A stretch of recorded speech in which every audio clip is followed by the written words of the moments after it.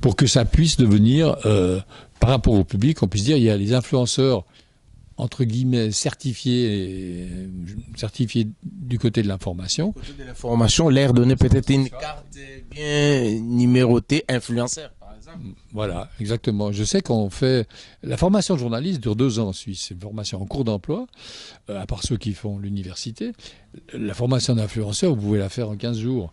En 15 jours online. Écoutez, on peut apprendre le tricot en 15 jours online aussi, mais on n'apprend pas le journalisme en 15 jours online. Donc, il y a un certain nombre de choses que l'on doit peut-être mettre en place pour qu'il y ait une crédibilité qui vienne de la part... Vous savez, les influenceurs, s'ils remplacent les journalistes un jour ou l'autre, je pense qu'il faudra qu'ils aient les critères des journalistes.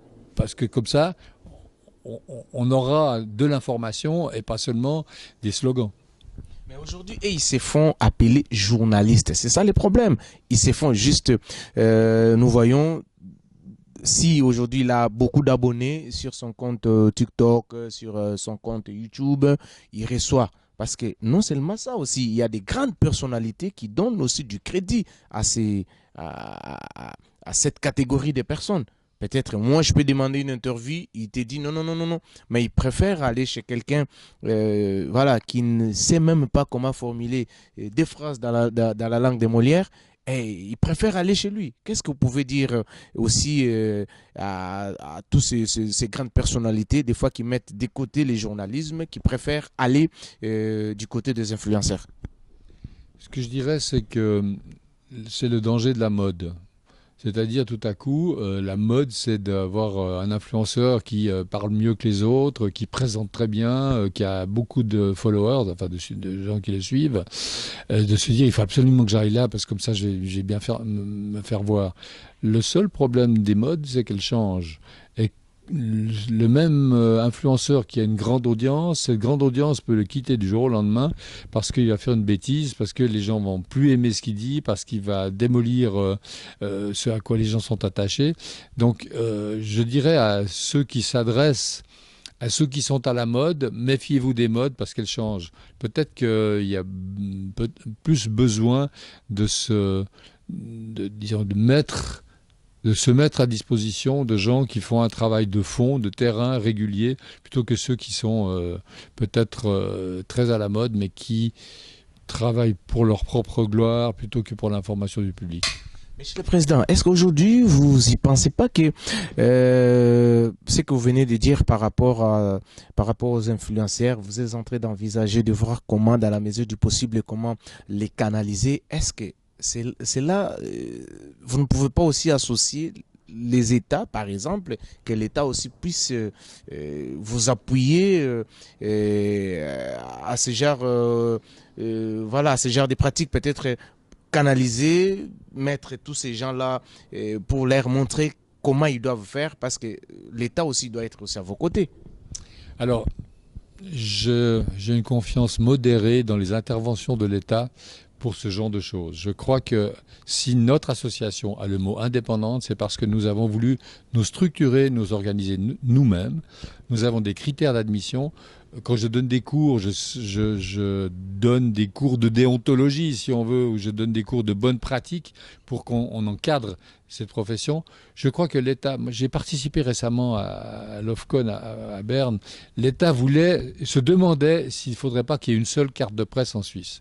Finalement, on a vu qu'il n'y avait aucun intérêt, que si c'était l'État qui se mêlait de ça, ça allait être compliqué, que ça allait prendre 3 ans et 12 commissions pour sortir quelque chose. Pour avoir une carte. Finalement, les associations ont dit, écoutez, nous on garde nos critères, on garde notre carte, c'est très bien comme ça. Et puis l'État a dit, bah, écoutez, organisez-vous entre vous. Je crois que les professions, c'est bien qu'elles s'organisent d'elles-mêmes. Et s'il y a un besoin, du côté des influenceurs, déjà il faudrait qu'ils soient...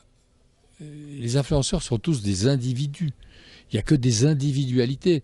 Il n'y a pas de groupe d'influenceurs. Pour l'instant, il n'y a pas eu de besoin. Les journalistes ont eu besoin de se regrouper pour se faire reconnaître. Les influenceurs, peut-être que ceux qui sont dans l'information. Je ne parle pas de ceux qui sont que dans la mode et le fashion. Mais les autres qui sont dans l'information, ils vont forcément, un jour ou l'autre, se dire « Nous avons besoin de nous regrouper pour faire connaître manière de diffuser les choses. Pour le moment, ce n'est pas le besoin. Nous, on en a quelques-uns qui se sont approchés de notre association. Donc je me dis, le besoin est en train d'émerger. Donc il y a quelque chose qui devra en sortir. Voilà. Mais aujourd'hui, Monsieur le Président, on peut dire que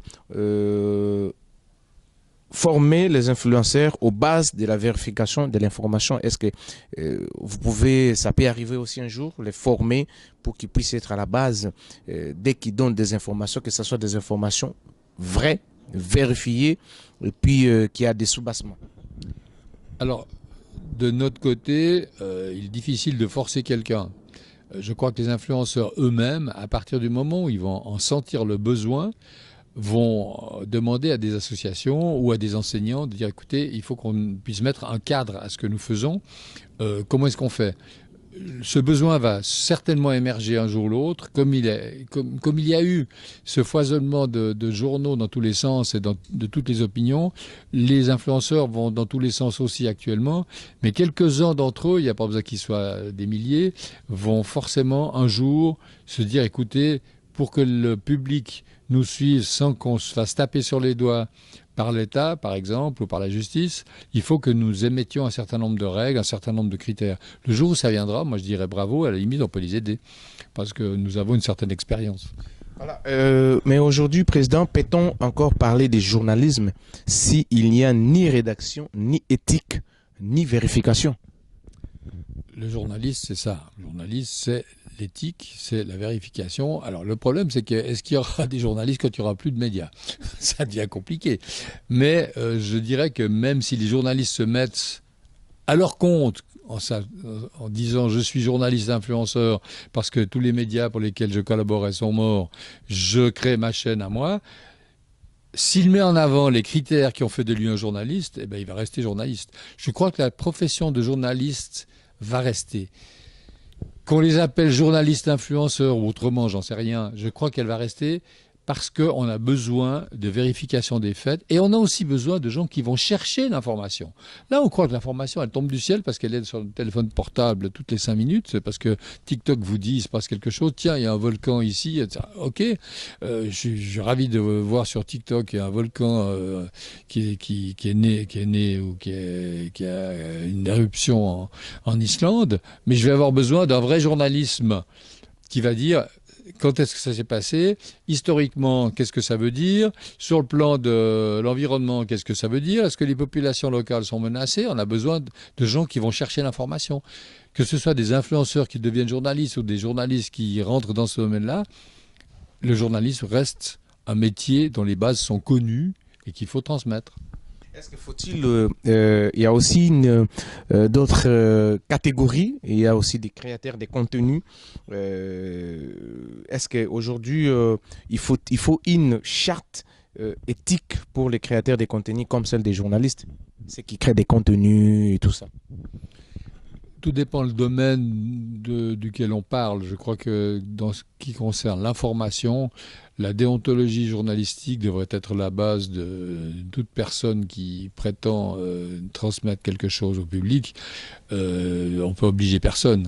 Simplement que si une charte de déontologie était émise, ce serait bien que ceux qui prétendent informer la signent et le fassent savoir. Parce que c'est comme ça qu'ils auront de la crédibilité auprès de ceux qui les suivent. Monsieur le Président, la presse, de plus en plus, elle perd sa place des leaders au profit des réseaux sociaux.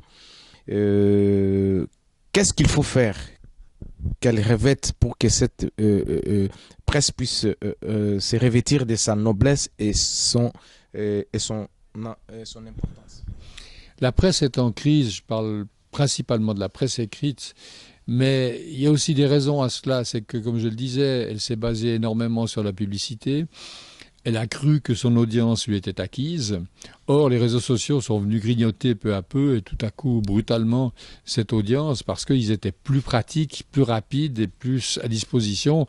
Quand vous devez aller au kiosque acheter un journal ou l'attendre dans votre boîte aux lettres, c'est pas la même chose que de vous réveiller le matin, vous ouvrez, regardez votre téléphone et vous avez 3 nouvelles qui sont importantes pour vous, qui sont arrivées. Je crois que la crise de la presse, elle est structurelle. il va être difficile de passer à autre chose, mais je crois qu'il y a des bonnes nouvelles quand même. Il y a des journaux qui se créent. Un des membres du comité de l'association a créé Le Regard Libre, qui est un petit journal qui était fait par des bénévoles. Et pour la première fois, dans l'édition qui va sortir, ils ont pu payer les journalistes qui collaborent. C'est un journal qui est aussi en ligne, mais qui est aussi un mensuel écrit où vous avez des articles de fond, de réflexion et des débats. Si ce journal vit et qu'il a quelques centaines d'abonnés maintenant, c'est pas énorme, c'est pas des millions, mais quelques centaines d'abonnés prêts à payer pour ça, c'est que ça montre une partie du public a besoin de références. Donc je crois qu'une partie de la presse est en train de gentiment s'éteindre, mais une autre presse va pouvoir naître. Et c'est ce qui est révélé par Le Regard Libre, par exemple. Aujourd'hui, Monsieur le Président, les influenceurs captent une grande partie de l'attention et de l'argent. Est-ce un risque pour l'indépendance des médias? Le nerf de la guerre pour tous les médias, c'est l'argent, forcément. Mais ceux qui ont basé... Vous savez, il y a un exemple en Suisse qui est assez frappant. C'est la NZZ, qui veut dire Neue Zürcher Zeitung à Zurich. J'ai rencontré celui qui l'a remise à flot. Que s'est-il passé? Ils ont investi massivement dans la rédaction pour avoir des articles au-dessus de tout soupçon, étayés, avec des bases très larges. Et ensuite, qu'est-ce qu'ils ont fait? Ils ont augmenté massivement le prix de l'abonnement. Et ils sont allés prospecter en Allemagne. Ils ont 60 000 personnes en Allemagne qui payent un abonnement à un journal suisse édité à Zurich parce qu'ils veulent ces informations. En investissant dans la rédaction, ils ont réussi à créer un modèle économique qui n'est pas reproductible partout, j'en suis conscient. Mais ce modèle économique montre et prouve que les gens sont prêts à payer pour un journaliste de qualité qui leur donne avec abondance, même plus que ce dont ils ont besoin, mais qui ont des faits, des références, des historiques et une base d'informations qu'on trouve nulle part ailleurs. C'est ça qui fait la force de ce journal, qui pourrait faire la force d'autres journaux pour autant qu'ils arrêtent de désinvestir les rédactions. Voilà. Mais aujourd'hui aussi, certains journalistes, Monsieur le Président, deviennent eux-mêmes des influenceurs pour vivre économiquement. Est-ce une bonne chose ou une dérive? Pour moi, si un journaliste devient influenceur, ça veut dire qu'il va chercher lui-même d'autres sources de financement. Donc il va devenir un entrepreneur, il va devenir à l'image d'un éditeur, il va devoir trouver des sources. Les sources vont venir de quoi? Ça peut venir de la publicité, ça peut venir des produits qu'il va promouvoir, ça peut venir de bannières, ça peut venir de toutes sortes de sources. Si cet entrepreneur réussit à avoir du financement tout en gardant sa déontologie, son indépendance, et en satisfaisant les goûts du public et le besoin d'information du public, pourquoi pas? Moi, je ne vois pas pourquoi on critiquerait quelqu'un qui fait ça, alors que les journaux, pendant des décennies, ont fait que ça. Ils sont allés chercher de la publicité à gauche et à droite, mais c'est pas parce que vous avez la publicité d'un grand centre commercial en face de votre article que votre article n'est pas crédible. Donc, c'est une évolution. On verra si elle se fait avec des règles et des critères qui satisfont le besoin d'information du public. C'est, pour moi, le plus important. Est-ce que la précarisation des journalistes pousse à adopter les codes de l'influence, quitte à perdre en rigueur? Alors, la précarisation des journalistes, pour moi, le gros problème qu'il y a eu, c'est que les journalistes ont quitté la profession. Il y a beaucoup de journalistes qui sont partis où? Ils sont partis dans des... Par exemple, à Genève, je connais plein de journalistes que j'ai côtoyés pendant des années et qui sont à l'État. Ils sont porte-parole d'eux, chargés d'information d'eux, ou chargés d'information d'un groupe public ou d'une entreprise.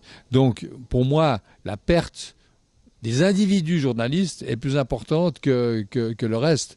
Le fait que les journalistes soient moins payés qu'avant, ça c'est un fait qu'on a observé, mais c'était une profession qui était autrefois quand même assez bien soignée. Actuellement, elle est un petit peu moins, c'est peut-être pas si grave. Maintenant, les journaux, les chaînes de télévision ont moins de moyens, donc ils ont moins de journalistes. Si certains d'entre eux trouvent des moyens ailleurs, tout en conservant ce qui fait la qualité de leur métier, pourquoi pas? Mais je crois qu'il y a quand même un grand danger pour la presse, notamment écrite. La presse écrite, c'est un bel outil, mais c'est un outil cher. Donc, c'est évident que je crois qu'on va encore avoir droit à des concentrations, des fusions, et que malheureusement, dans ces cas-là, le nombre de journalistes diminue, ce que je regrette évidemment. Monsieur le Président, le modèle économique du journalisme indépendant est-il viable face à la toute-puissance des plateformes? Le journalisme indépendant doit trouver les moyens de survivre.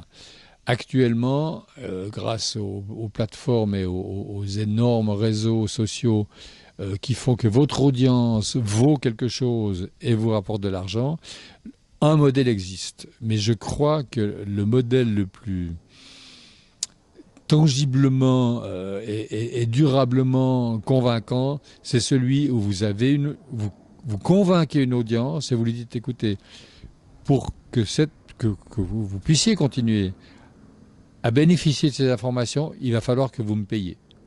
C'est beaucoup plus honnête que de dépendre de tous ces réseaux qui sont très volatiles. La publicité est passée de la presse écrite à la télévision. Maintenant, elle est de moins en moins à la télévision, de plus en plus sur les réseaux. C'est très volatile. Si votre modèle économique n'est basé que sur ce qui est volatile, comment allez-vous survivre? Alors peut-être que vous allez survivre pendant 25 ans, ça vous suffira pour finir votre carrière. Mais si vous voulez créer un média et le faire vivre sur le long terme, il faut se baser sur des modèles économiques différents. Actuellement, ce n'est pas la mode. C'est pas du tout la mode. Il y a très peu de gens qui se font payer parce qu'ils se disent oh non, on ne peut pas demander aux gens de payer parce que tout est gratuit. C'est pas vrai, c'est pas gratuit. Vous êtes sur Facebook, c'est pas gratuit. C'est vous le produit. Donc c'est gratuit parce que vous êtes le produit. C'est la même chose pour d'autres réseaux sociaux. Alors dire aux gens vous voulez cette information, vous avez vu la qualité que je vous fournis, elle a un prix. Alors abonnez-vous. Même si c'est 5 francs par mois, abonnez-vous. C'est ce que les journaux essayent de faire, mais les journaux ont un peu perdu de leur crédibilité, donc ils ont du mal à venir sur les réseaux sociaux à un modèle qui n'a pas été extrêmement convaincant ces dernières années. Aujourd'hui, Monsieur le Président, le Parlement européen a récemment évoqué la régularisation des influenceurs. Faut-il une loi pour que cela puisse être régularisé? Il faut qu'il y ait une loi? Il doit y avoir à peu près 12 000 lois qui ne sont pas appliquées. Donc une loi de plus, une loi de moins, c'est pas ça qui va changer grand-chose. Non, les lois existent. Si un influenceur insulte quelqu'un, cette personne peut porter plainte. Si la justice fait son boulot, c'est ça l'important, et qu'elle le fait, et qu'il y a un procès, on saura que cette personne n'avait pas le droit d'insulter, etc. Laissons la justice faire son job, peut-être que incitons-la à le faire. Et à ce moment-là, les gens seront protégés. Je ne crois pas qu'une nouvelle loi va changer grand-chose. Et les influenceurs qui influencent mal, si j'ose dire, ils vont perdre leur audience. C'est le public qui va faire la différence plutôt que la justice. Peut-on imposer aujourd'hui aux influenceurs des obligations similaires à celles des journalistes en matière de transparence et des responsabilités? Je pense que c'est là, encore une fois, c'est au public de faire la différence. Le public, quand il voit un influenceur ou une influenceuse lui présenter un produit en disant ça c'est très bien, il sait très bien que cette personne est payée par cette marque, donc il n'y a pas besoin de lui faire un dessin.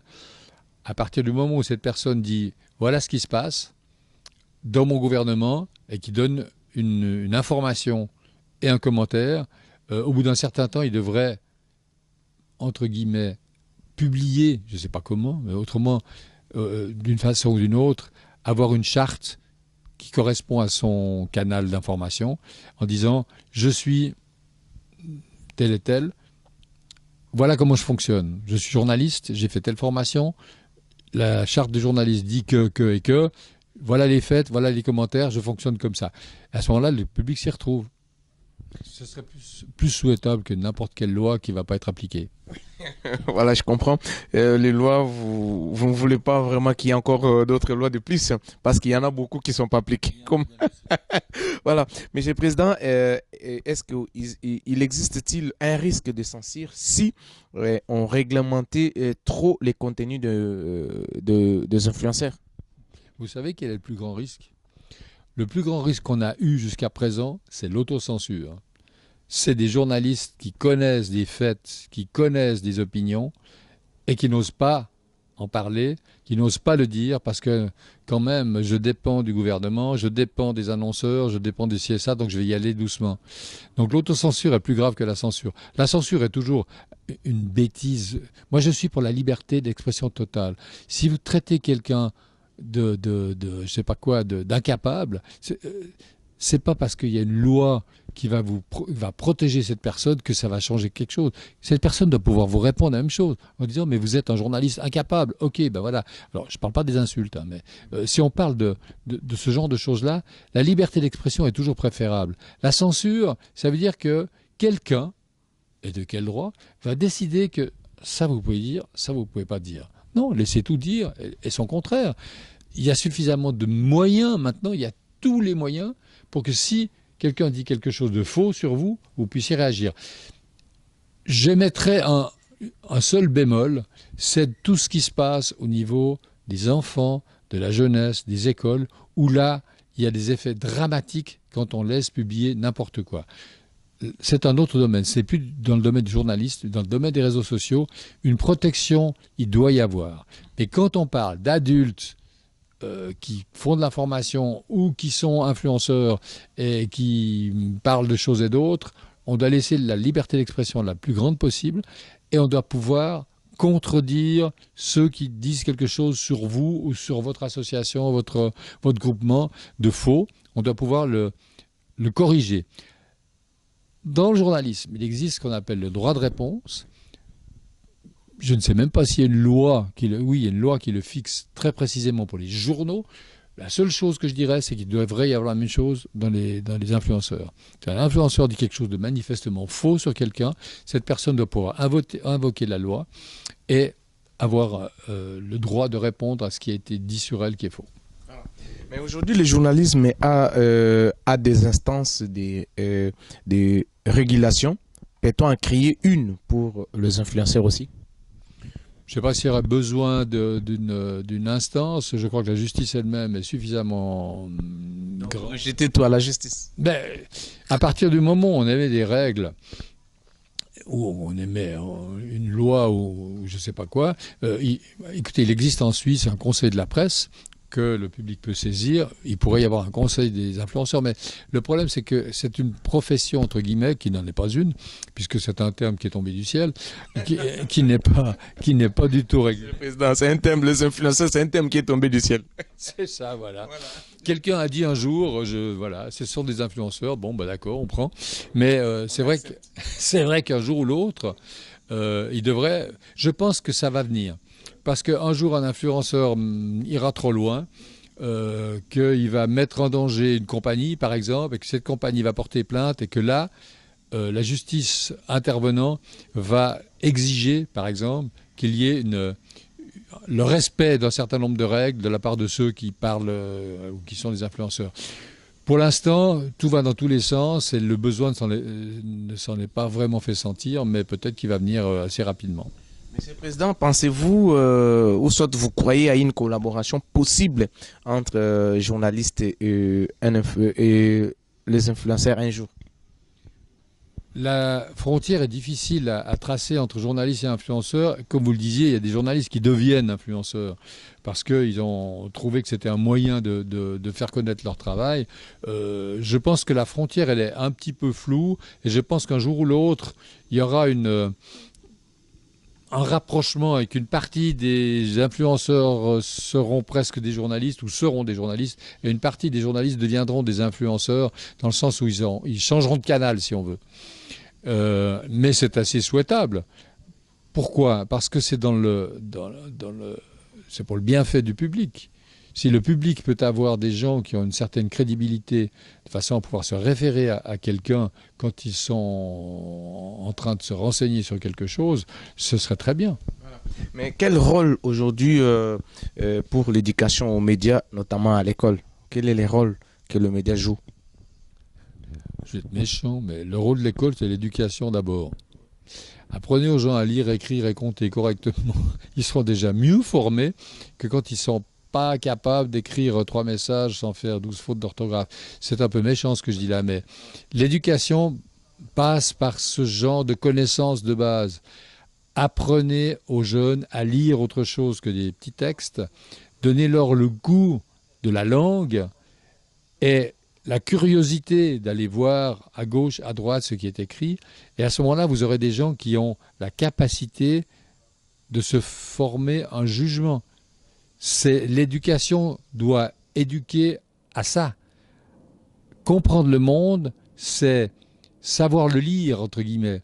C'est-à-dire pouvoir lire des journaux, des bouquins, lire des classiques, ça n'est pas suranné. C'est pas quelque chose qui dit, oh, mais quelle horreur, c'est un bouquin qui a 100 ans.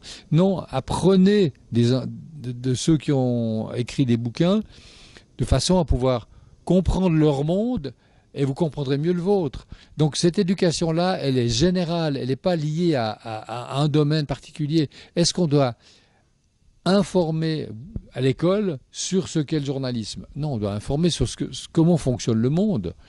Comment fonctionne l'information, c'est comment fonctionne le monde. Donc je pense qu'il y a une ouverture à donner, mais il y a surtout une part de l'éducation qui doit être fondamentalement plus insistante sur la connaissance des bases. Selon vous, est-ce qu'aujourd'hui, un jeune a plus de pouvoir d'information en devenant influenceur qu'en devenant journaliste?